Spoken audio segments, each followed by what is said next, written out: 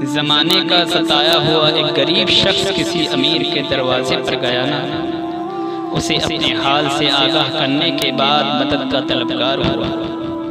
وہ امیر شخص مال دولت تو رکھتا تھا مگر اخلاق جیسی نعمت سے بہرور تھا، محروم تھا۔ اس نے اس مفلس شخص کو خوب ڈانٹا، اس غریب شخص کو خوب ڈانٹا، اس امیر شخص اور اپنے نوکروں کو حکم دیا کہ اسے دھکے دے کر باہر نکال دے۔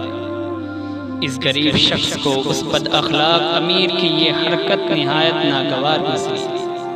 اللہ نے اس امیر شخص کے ساتھ ایسا کیا کیا کہ اس کی تقدیر ہی بدل ڈالی اور پے در پے نقصانات کی وجہ سے اس کی ساری دولت ختم ہو گئی اور وہ اس عزت سے محروم ہو گیا جس کی بنا پر وہ مغرور بن چکا تھا۔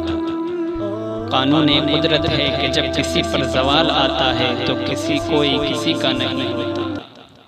اس کے تمام عزیز و اقارب، تمام ملازم نوکر اس سے جدا ہو گئے اور اس کے ملازموں میں سے ایک ملازم ایک اور امیر شخص کے گھر ملازم بن گیا۔ کچھ دنوں بعد وہ ملازم اپنے آقا کی خدمت میں مشغول ہی تھا کہ کسی فقیر نے دروازے پر آ کر صدا لگائی۔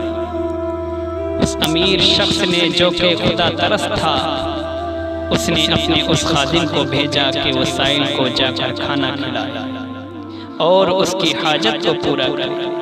خادم کھانا لے کر گیا اور جب واپس آیا تو شدت غم سے بے حال تھا۔ اس کی آنکھوں سے آنسو جاری تھے جیسے اسے کوئی بڑا صدمہ پہنچا۔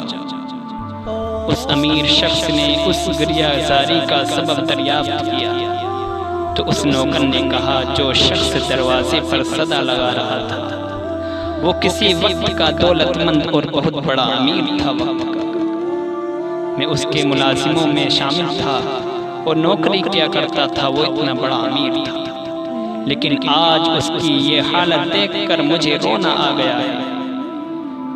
اس امیر شخص نے ملازم کی جب یہ بات سنی تو کہا کہ اس کو تو نے پہچان لیا ہے لیکن تو نے مجھے ابھی تک نہیں پہچانا،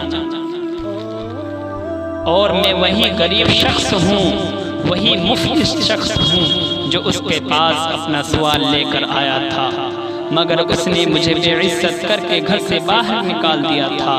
آج تو اسے جس حال میں دیکھ رہا ہے یہ اس کے برے اعمال کا نتیجہ ہے اور اللہ نے اسے اپنے کرم سے نوازا مگر وہ فرعون بن گیا۔